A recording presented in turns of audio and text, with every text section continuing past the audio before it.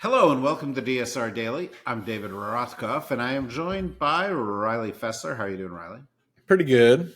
And Minna Stein. How are you doing, Minna? I'm well, thanks. How are you? Good. So, what do we have to start out with today?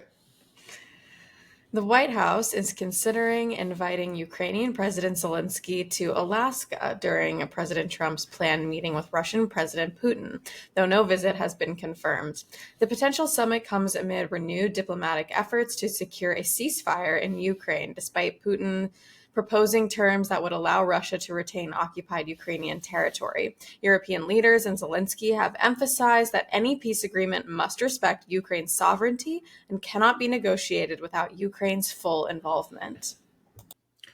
Yeah, right. I mean, obviously, the US and Russia are trying to come up with a deal that they can force on Ukraine.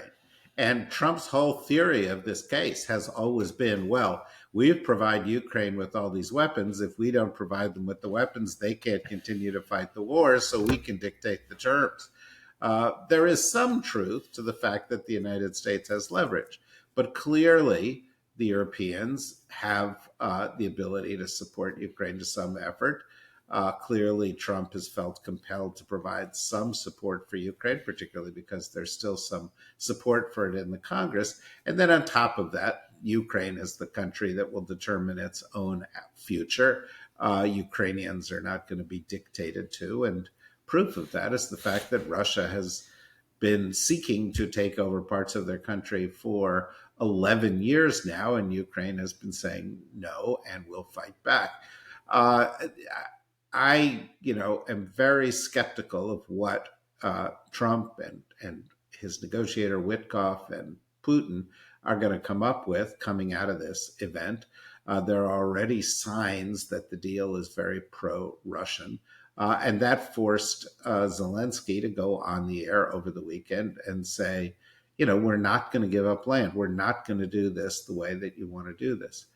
It's going to be a very interesting week. But I think it is unlikely to be one that results in a ceasefire anytime soon. Of course, keep it tuned right here. We'll be talking about it each and every day. We'll talk about it on Deep State Radio with some experts. We'll be following it very closely. And if there's a twist or a change, we'll try to provide some analysis into why that was the case and to what it means. Riley. An Israeli airstrike in Gaza killed Al Jazeera journalist Anas al-Sharif, 4 of his colleagues, and 2 others in an attack condemned by the UN rights groups and press freedom advocates. Israel's military claimed al-Sharif led a Hamas cell involved in rocket attacks, but Al Jazeera and the UN rejected the allegations, saying no evidence had been provided. The strike comes amid what watchdogs say is the deadliest conflict on record for journalists, with more than 180 killed in Gaza since October 2023.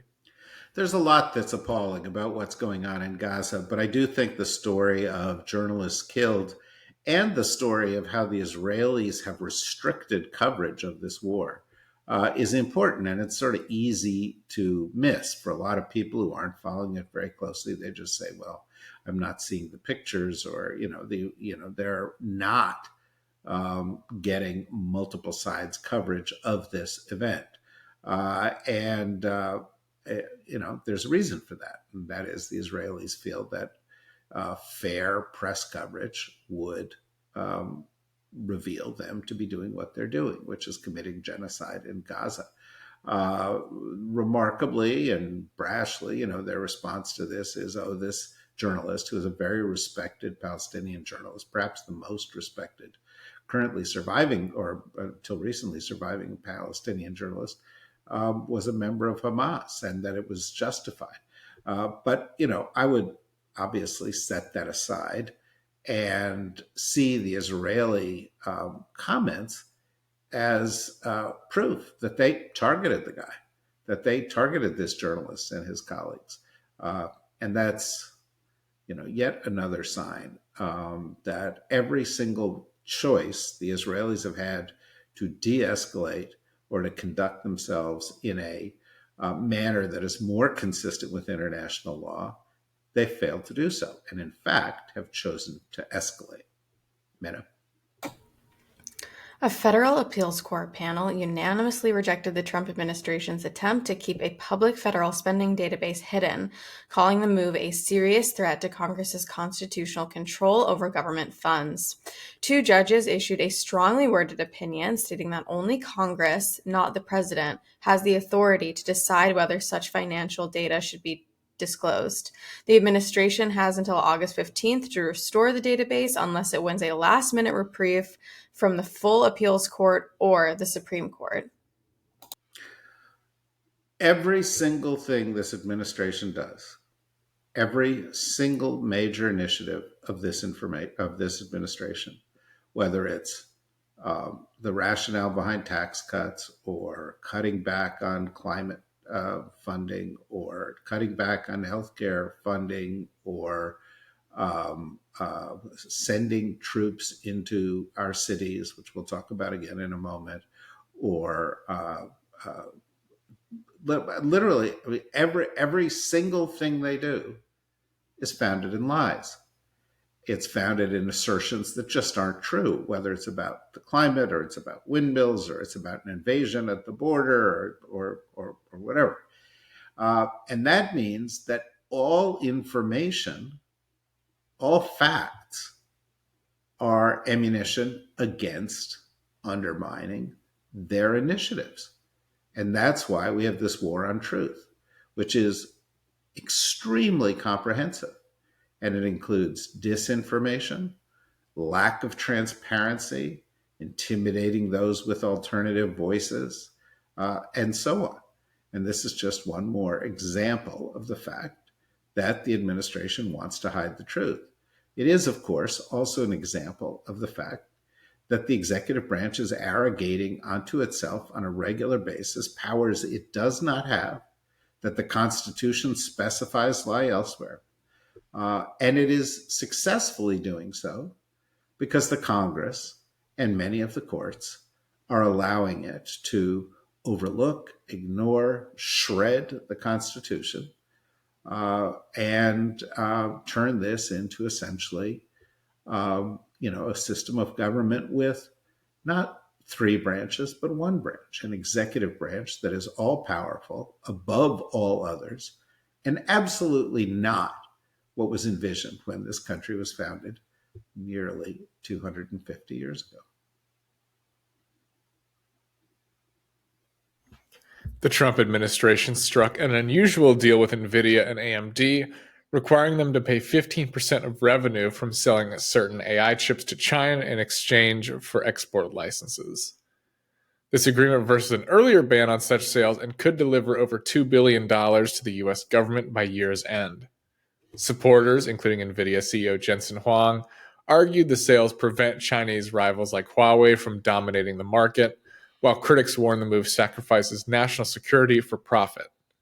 The deal has sparked backlash from national security experts and prompted scrutiny from both the U.S. and Chinese officials over the chip's potential risks.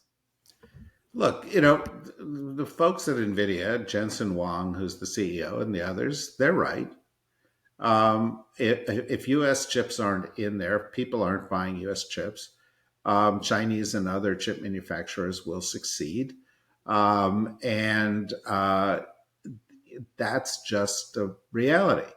And policies that, try to block the sale of U.S. chips aren't that productive. That said, for those who are concerned about national security, setting a price by which we can pass through national security obstacles and sell what companies want to foreign countries doesn't help national security at all. I mean, this is a shakedown. I'm not sure exactly who benefits from this, because they're just saying we're going to give 15% of whatever we sell to the Chinese back to the U.S. government. Well, what's the U.S. government going to do? They're going to use it to pay down the deficit, which is paying for tax cuts for the rich or paying for military overspending. It's not enhancing our national security. It's not impeding their ability to trade.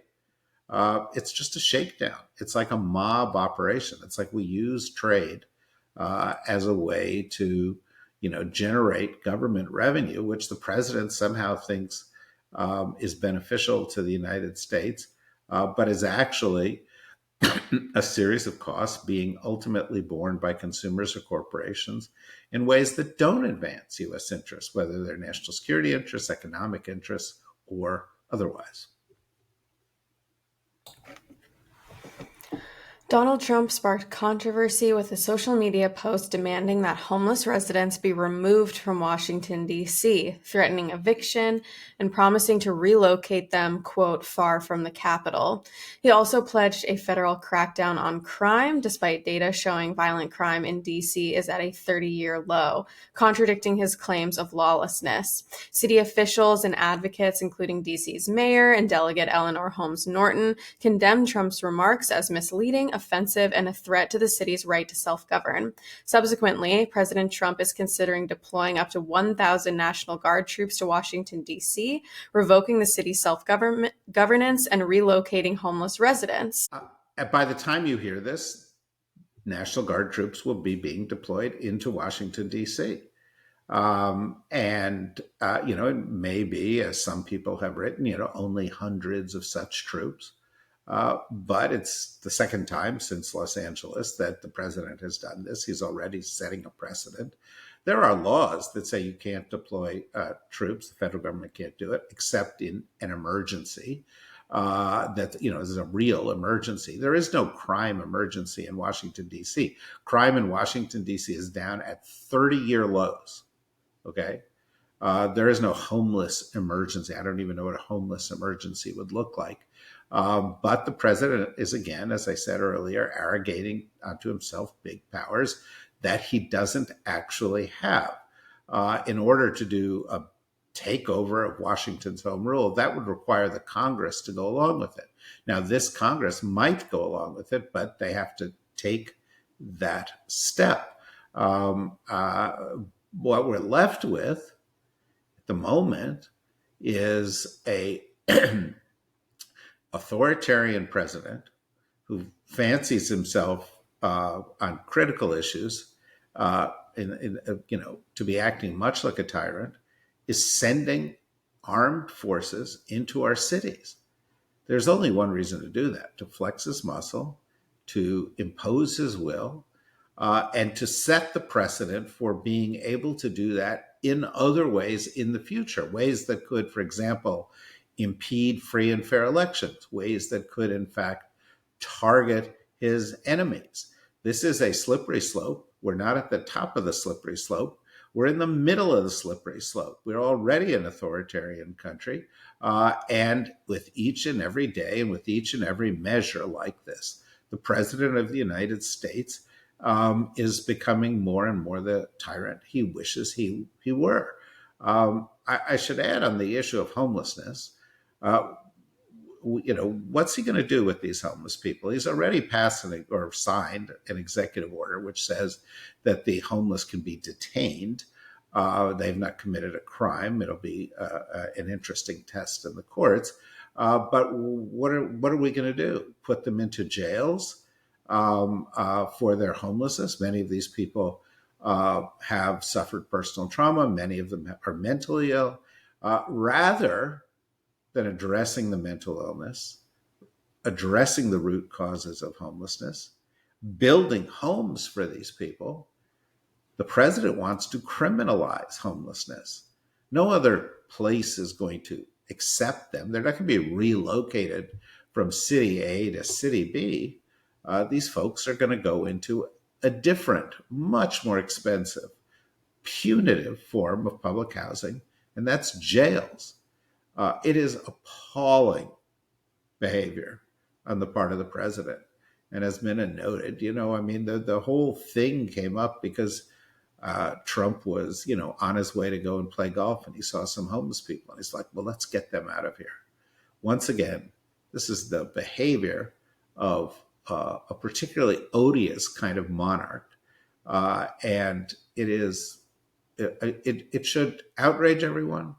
But you should also ask yourself, where does this lead? When Trump boasts about the troops in our cities, you should ask yourself, what is coming next? Final point. The reason that Pete Hegseth, with no management experience, no experience in his background of any sort that would qualify him to be Secretary of Defense, is Secretary of Defense, is that anybody with training who has taken an oath, who takes national security and the Constitution seriously, would object to this at the Pentagon. But Trump wanted somebody who would go along with the desire, which he has long had since the last term, to use U.S. troops against U.S. people. And that's exactly what he got with Hegseth. That is exactly what people warned was coming with Hegseth. And today's action, troops into the nation's capital, is proof that all of those warnings were well-founded and correct. We'll track this story as it unfolds today. We'll track the Putin story, the meeting with Putin on Friday in Alaska, as it unfolds over the week. I think it'll be a big story. We'll track everything that's going on, even though it's the middle of the summer. So come back here tomorrow on your way to the beach, or even listen while you're at the beach, or whatever you're doing to hopefully get a little bit of summer respite. And listen to every other podcast we've got. And if you like what we're doing, go to the dsrnetwork.com, click on membership, and support us with a little monthly fee. And that'll help us be able to continue doing what we're doing. As we've said before, the next couple of years are going to be really critical ones. And the major traditional media outlets just aren't providing you with accurate analysis and expert opinion of what's happening. That's what we're here for. Please support us. Until tomorrow, thank you very much. Thank you, Riley. Thank you, Minna. Thanks, everybody.